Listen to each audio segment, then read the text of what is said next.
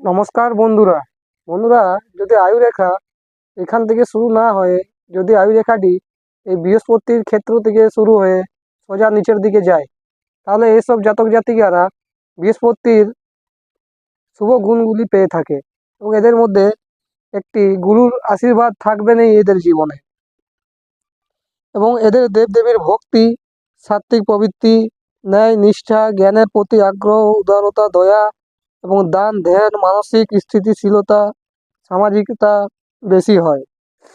এবং এদের মানুষ সহজে অনুগত হয়ে পড়েন, যার ফলে এরা লিডারশিপ কোয়ালিটির মানসিক হতে পারে।